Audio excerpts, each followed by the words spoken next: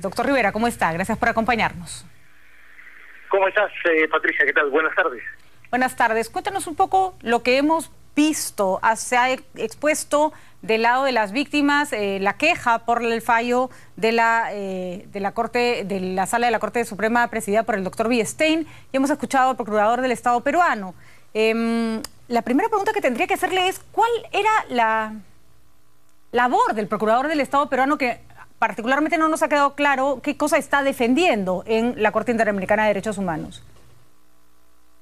Mira, en realidad nosotros también hemos quedado un poco confundidos porque, como la propia magistrada de la Corte Interamericana señaló, en realidad era evidente que existían dos posiciones del Estado peruano y eso tuvo que aclararse aparentemente, y ante ello el procurador supranacional dijo que la posición del Estado peruano era la que enarbolaba él, es decir, el Ministerio de Justicia.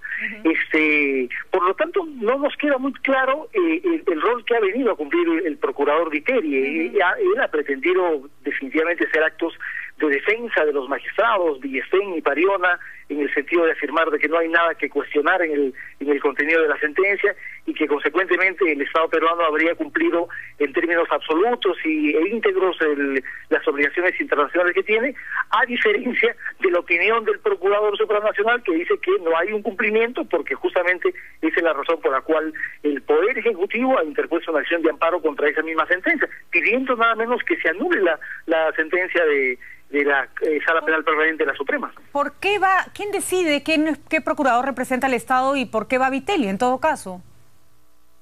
Bueno, esa es una decisión del Poder Ejecutivo, ¿no? Aquí no se viene porque a uno le interesa la salud de la Corte Interamericana, sino que es una representación, como lo señalaron los propios magistrados de la Corte Interamericana, es una representación a nivel estatal.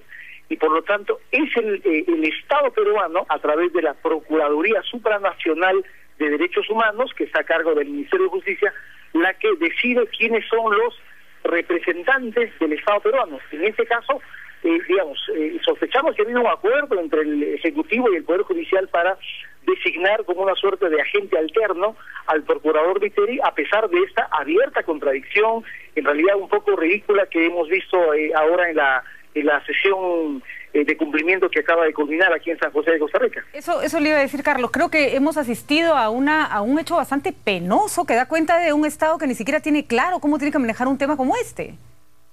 Exactamente. Ha sido te soy sincero, Patricia, una suerte de vergüenza ajena la que hemos sentido, porque en realidad pocas veces esto se puede apreciar, en el que la representación del Estado tenga dos opiniones que no se diferencian por poco, sino que en realidad dos opiniones abiertamente contradictorias, ¿no? Pero en fin, más allá de eso, que es un hecho de verdad lamentable, creo que lo que queda en ese asunto es que hay una posición tanto de los peticionarios como eventualmente del Poder Ejecutivo peruano de cuestionar abiertamente el contenido de la sentencia por señalar de manera común de que hay un incumplimiento de las obligaciones internacionales del Estado peruano, básicamente relacionadas al tema de la calificación de los delitos como crímenes de lesa humanidad y las consecuencias jurídicas que esto puede tener, y sobre la base de eso la Corte Interamericana va a tener que emitir una resolución en los siguientes días.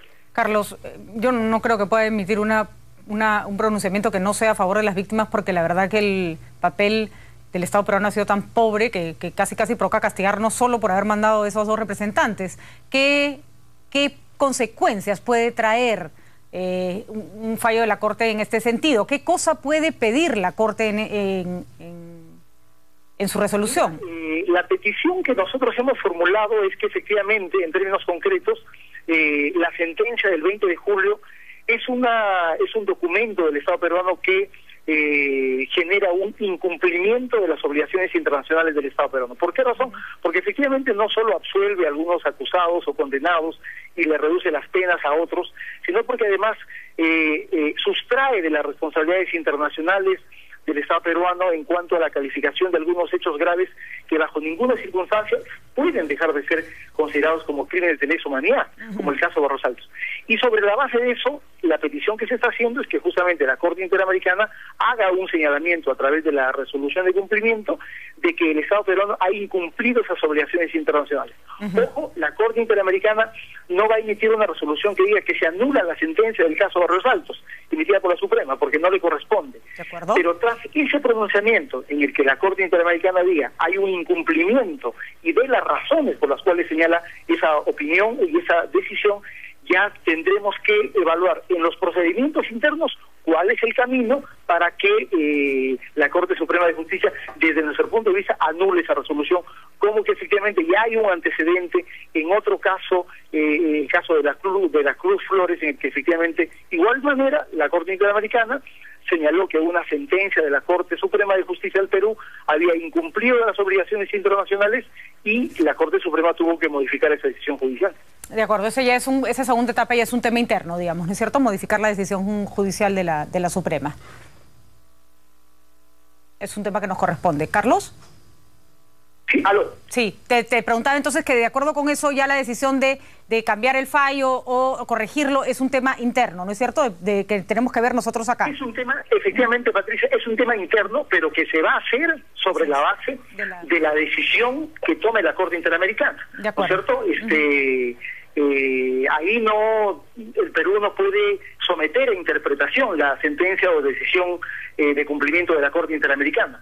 Si bien es cierto, no va a decir textualmente que se anule la sentencia, pero seguramente las consideraciones, es decir, los fundamentos o argumentos de esa decisión, que de hecho van a estar referidas a los puntos que han sido materia de discusión en esta audiencia, van a dar la autoridad jurídica al mandato de la Corte Interamericana para que esa decisión de la Suprema peruana sea anulada en un término, ojalá pronto.